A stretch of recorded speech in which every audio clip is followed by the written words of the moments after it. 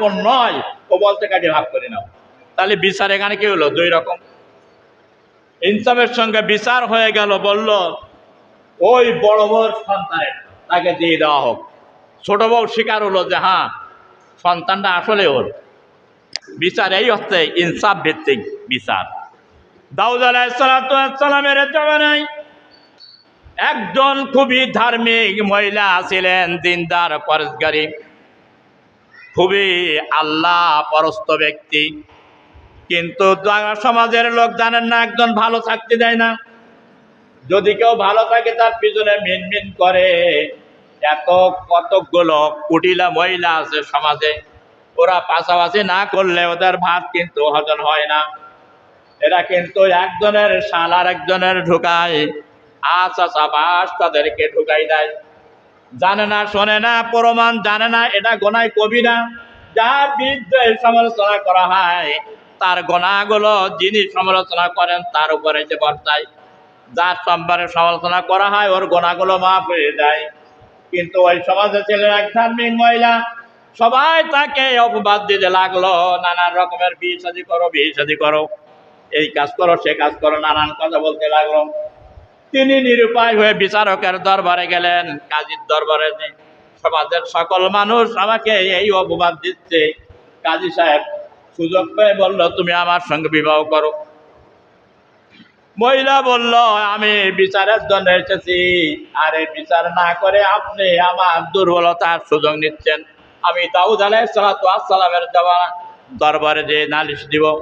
দাউদ আলাইহিসসালামের কাছে যখন নালিশ দেওয়া হলো, তিনি যখন কাজীকে ডাকলেন, বিচারককে, কেন মহিলাকে তুমি বিবাহ করতে চেলে?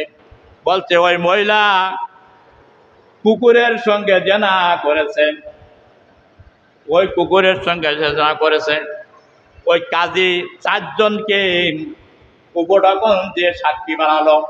দাউদ আলাইহিসসালাম বললেন সাক্ষী ছাড়া তো একজনের শাস্তি কার্যকর করা যায় না, শরিয়াতে চারজন সাক্ষী লাগবে। কাজী সাহেব চারজন মিথ্যে সাক্ষীকে সামনে হাজির করলো। ওরা বললো হ্যাঁ আমরা দেখেছি। সুলাইমান আলাইহিসসালাম দরবারে ছিলেন। বিচার থেকে রায় হয়ে গেল মহিলাকে বেত্রাঘাত করো, কুত্তার সঙ্গে জেনা করেছে।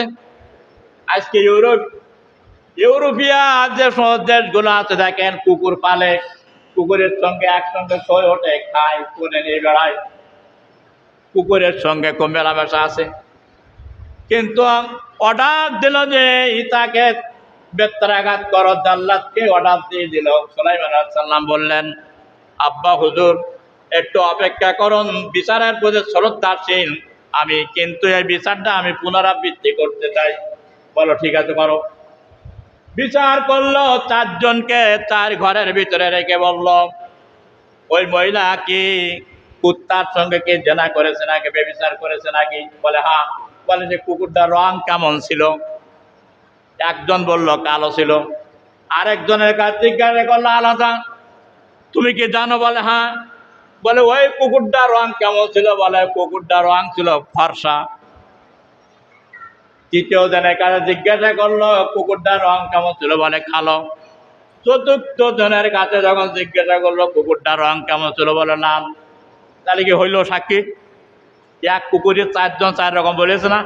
ওরা তো টাকা দিয়েছে, টাকা দিয়ে সাক্ষী বানিয়েছে, আদালতে নিয়ে গেছে, আমার পক্ষে সাক্ষী দিস, তোর এত টাকা দেবো। ও তো আসলে কুকুর দেখি নেই। সুলাইমান আলাইহিসসালাম বললেন আব্বাজান দেখেন ভূত সত্যের ভিতরে ভূত পড়াইছে, কারণ এই চারজন সাক্ষী হলো মিথ্যাবাদী আর কাজী সাহেব হলো মিথ্যাবাদী। কাজেই এরা কিন্তু জানে না মিথ্যার সাথে এই নিরপরাধী মহিলার বিরুদ্ধে এরা অভিযোগ এনেছে। রায় হয়ে গেল এই পাঁচজনকে বিচারক সহ তাদেরকে বেত্রাঘাত করা হোক।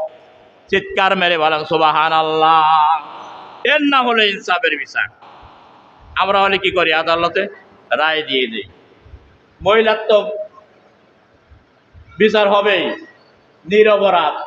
এইভাবে তো আমাদের সমাজগুলো বিচার হয়, গ্রাম্য থেকে শুরু করে আদালত পর্যন্ত, কোর্ট কাছারি পক্ষপাতিত্বমূলক। কিয়ামতের দিন এরা আল্লাহর আরশের আজিমের নিচে ছায়া পাবে না। 1 নম্বর ইমামুল আদল, এরা জাহান্নামে যাবে এই বিচারকেরা। আর বিচারকেরা যারা তাদেরকে অনুসরণ করবে তারাও জাহান্নামে যাবে। ওমান লাম ইয়াহকুম বিমা আনজালাল্লাহু ফাউলাইকা হুমুল কাফিরুন ওমান লাম ইয়াহকুমুল্লাহু ফাউলাইকা হুমুল যালিমুন ওমান লাম ইয়াহকুমুল্লাহু ফাউলাইকা হুমুল ফাসিকুন। আল্লাহর বিধান অনুযায়ী যারা বিচার ফয়সালা করে না তারা হলো কাফির, তারাই হলো জালেম, তারাই হলো ফাসিক, আল্লাহর অবাধ্যতা। চিৎকার মেরে বলেন নাউজুবিল্লাহ। আল্লাহর বান্দারা, আল্লাহ এই মানদণ্ড দিয়েছেন, আল্লাহ কিতাব নাযিল করেছেন এই কিতাবের ইনসাফের ভিত্তিতে ন্যায় বিচার করার জন্য। ধনী গরিব দারিদ্র হোক, ছোট বড় নিগ্র, কারোর মধ্যে কোনো পার্থক্য সৃষ্টি করেনি ইসলাম। আজকে নামাজ পড়তে এসেছেন, মিনিস্টার যেখানেই দাঁড়াবে আপনি মিনিস্টারের গায়ের সঙ্গে গা লাগাই, পায়ের সঙ্গে পা লাগাই দাঁড়াই যাবেন, কোনো ভেদাভেদ নেই, এর নাম ইসলাম। আল্লাহর বান্দারা, ইসলাম যতক্ষণ পর্যন্ত মুসলমানেরা চিনতে না পারবে তাদের কপাল পরিবর্তন হবে না। এইভাবে লাতি খাতি খাতে জাতি হবে, তামাম জিন্দেগিটা মৃত্যু হবে। দুনিয়ার জিন্দেগি তো গেল এরকম আল্লাহ না ফরমানি, নিপীড়ন, নির্যাতন, যাবতীয় অপমান অপদস্থর সঙ্গে। কবরে হবে কঠিন থেকে কঠিন শাস্তি, এরপরে হবে জাহান্নাম, অনন্তকাল থাকতে হবে জাহান্নামে। শান্তি আছে নাকি? আল্লাহর না আইন না মানলে কোনো জায়গায় তার শান্তি হবে না। তাহলে 1 নম্বর হলো কি, যে 7 শ্রেণীর লোক যে আরশের নিচে আশ্রয় পাবে। 1 নম্বর হলো সুবিচারক বাচ্চা। 2 নম্বরে তাদেরকে বলা হচ্ছে ওয়াসাবুন নাসা ফি ইবাদাতিল্লাহ, যুবক বয়সে যারা ইবাদত করেছে, আল্লাহর সঙ্গে যারা প্রেম করেছে, এরা আরশে আজিমের নিচে ছায়া প্রাপ্ত হবে কিয়ামতে।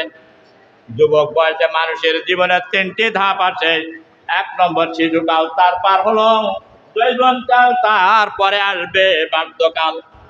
শিশুকাল ছিল ভালো, যৌবন কেন আসিল? বাগিচায় ফুল ফুটেছে, কোকিল কেন ফুঁক ডাকিল? শিশুকালটার কোনো হিসাব হবে না, যৌবন কালের কঠিন হিসাব হবে, আর বার্ধক্য কালে দেওয়া হবে অবসান। যৌবন কালের একটা ইবাদত, একটা নেকি, আর বৃদ্ধ কালের হলো 70টা নেকি। এই যুবক কালের একটা নেকির সমকক্ষ হবে না। চিৎকার করে বলেন সুবহানাল্লাহ।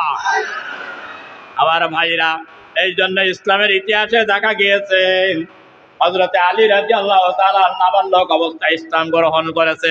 হযরতে ওমর তখন যুবক ছিলেন, হযরতে ওসমান যুবক ছিলেন, হযরতে আবু বকর একটু বয়স বেশি থাকলে তিনি যুবক ছিলেন, হযরতে সাইদ রাদিয়াল্লাহু তাআলা আনহু তিনি 11 বছরের বয়স তারা ছিলেন, হযরতে আব্বাস রাদিয়াল্লাহু তাআলা তখন তার বয়স ছিল তখন 13 বছর।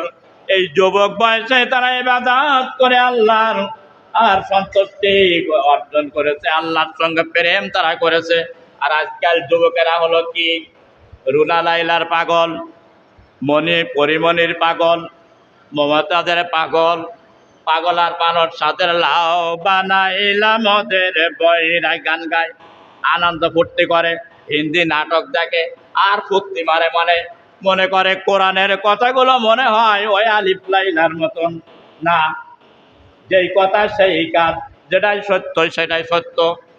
একটা চুল পরিমাণ মিথ্যা হওয়ার কোনো অবকাশ নাই, ধরা খেতে হবে। এই জন্য যুবক বয়সের ইবাদতটা সবচেয়ে আল্লাহর কাছে পছন্দনীয় বা প্রিয়। এই বয়সে যুবক বয়সে যদি কেউ ইবাদত করতে পারে তাহলে সে সবচেয়ে ভাগ্যবান ব্যক্তি। সুবহানাল্লাহ। অনেক ঘটনা আছে, বলতে পারবো না।